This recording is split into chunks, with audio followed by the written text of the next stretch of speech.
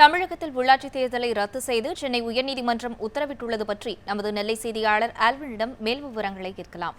Alvin, நெல்லையில் உள்ளாட்சித் தேர்தல் ரத்தை வாக்காளர்கள் எப்படி பார்க்கின்றனர்? வணக்கம்.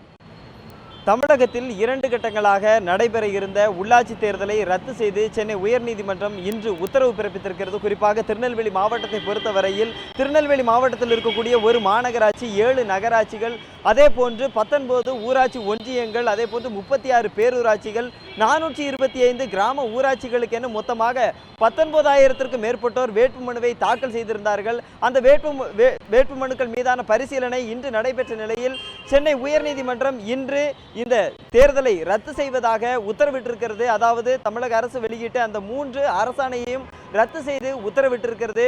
குறிப்பாக இந்த உத்தரவிற்கு பல்வேறு அரசியல் கட்சிகள் வரவேற்பு தெரிவித்திருந்தாலும் ஒரு சில அரசியல் கட்சிகள் மட்டுமே இதற்கு எதிர்ப்பு தெரிவித்திருக்கின்றன.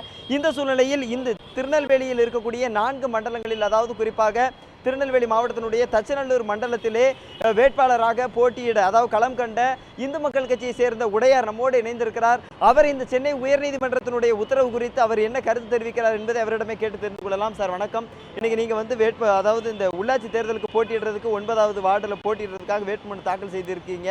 வேட்புமனுக்கு பரிசீலனைலாம் நடந்தது. இன்னைக்கு சென்னை உயர்நீதிமன்றம் இந்த உத்தரவை அதாவது தேர்தலை ரத்து செஞ்சிருக்கிறதை எப்படி பாக்குறீங்க? இந்த உத்தரவான நீதிபதி கிருபாரன் ஐயா அவர்களுக்கு நான் நன்றி தெரிவித்துக்கிறேன், வரவேற்கிறேன். அதே சமயத்தில் என்ன கேட்டீங்க அப்படின்னாக்கி, எங்களை மாதிரி சிறு சிறு கட்சிகள் அன்றைக்கி 2000 டெபாசிட் பண்ணி இன்றைக்கி சூழ்நிலையை கொடுத்துருக்க சூழ்நிலை இந்த பணங்களுக்கு கிடைக்குமா கிடைக்காதா ஒன்று. இன்னொரு விஷயம் என்ன கேட்டிங்கன்னா, இந்த உள்ளாட்சி தேர்தலில் கால அவகாசம் இல்லை. அதான் என்ன கேட்டிங்க அப்படின்னாக்கி, எந்த கட்சிகளுக்குமே பிரச்சாரம் பண்ணுவதற்கான எந்த விதமான வாய்ப்புகளும் இல்லை. அதே சமயத்தில் இன்றைக்கு இந்த உத்தரவை சொல்லியிருக்கிறாங்க. ஆனால் அதை நாங்கள் வரவேற்கிறோம். ஆனால் அதே சமயத்தில் இந்த உள்ளாட்சி தேர்தலில் கால அவகாசம் எங்களுக்கு கடுமையாக வேணும். அதாவது என்ன கேட்டு, இப்போ சட்டமன்ற தேர்தலில் அப்படி தான் நடத்தினாங்க, அது கொஞ்சம் கால அவகாசம். இந்த உள்ளாட்சி மன்ற தேர்தலில் நிச்சயமாக கால அவகாசம் தேவை. ஆனால் உள்ளாட்சி நடத்த வேண்டும், ஒழுங்காக உரிமையாக அரசாங்க உத்தரவுப்படி இந்த அந்த தேர்தல் ஆணையம் இப்போ நடத்த வேண்டும். ஆனால் அந்த தேர்தல் ஆணையத்துக்கு இந்த நீதிபதி ஒரு குட்டு வைத்திருக்கிறார். என்ன கேட்டிங்க அப்படின்னா, இந்த தேர்தல் ஆணையத்தில் உள்ளாட்சி தேர்தல் அறிவித்தது நள்ளிரவில் தான். இதை நாங்கள் வன்மையாக கண்டிக்கிறோம். அந்த நள்ளிரவில் அறிவித்த அந்த தேர்தல் இன்றைக்கு நீதிபதி கிருபாரன் ஐயா அவர்கள் இன்றைக்கி உத்தரவு பிறப்பித்திருக்கிறார்கள். நல்ல விஷயத்தை நாங்கள் வரவேற்கிறோம். ஆனால் நாங்கள் கெட்டிய அந்த 2000 ரூபா பணம் கிடைக்குமா கிடைக்காதா, எங்களுக்கு அது ஒரு முக்கியமான விஷயம். ஏன்னு கேட்டிங்கன்னா, நாங்கள் தேர்தலை சந்திப்பதே பெரிய விஷயம். அதில் நாங்கள் டெபாசிட் தொகை 2000 பெரிய தொகை.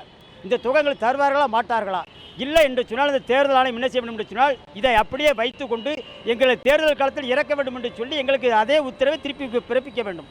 அதை அவங்களை செய்துவிட்டு என்று சொன்னால் எங்களுக்கு அந்த டெபாசிட் தொகை கிடைக்கும். இல்லை நாங்கள் கேட்டோம்னா அதே அப்படி எங்களை என்ன செஞ்சுக்கலாம், வேட்பாளராக அறிவிக்க வேண்டும் சொல்லி நாங்கள் கேட்டுக்கொள்கிறோம். 31ஆம் தேதிக்குள்ள, டிசம்பர் 31க்குள்ளே இந்த தேர்தலை மீண்டும் நடத்துறதுக்கான வாய்ப்புகளை வழங்கியிருக்கு. அதுக்கான கால அவகாசம் எப்படி வழங்கணும்னு நினைக்கிறீங்க? இந்த டிசம்பருங்கிற இந்த தேர்தலை விட இன்னும் கொஞ்சம் கால அவகாசம் கொடுக்கலாம். ஏன்னா இப்போ இந்த ஒரு மாதம்லாம் நமக்கு காணாது. இந்த டிசம்பர்னு சொல்வதை விட ஐயா தேர்தல் ஆணையமும் நம்ம நீதிபதி அவர்களும் என்ன செய்யலாம் அப்படின்னாக்கி, ஜனவரியில் கூட தள்ளி வைக்கலாம்.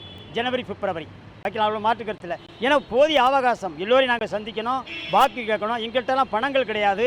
மக்களை சந்தித்து எங்களுக்கு வாக்கு கேட்கணும் என்று சொன்னால் தேர்தலை தள்ளி வைக்க வேண்டும். இந்த டிசம்பர் என்பதை விட மாற்றி அமைத்து ஜனவரி, பிப்ரவரியில் வைத்தால் நல்லாயிருக்கும். நிச்சயமாக அவர் கூறிய கருத்துக்களை கேட்டிருப்போம். அதாவது ஒரு சில வேட்பாளர்களால் குறைந்த அளவான டெபாசிட் தொகையை தான் கட்ட முடியும்.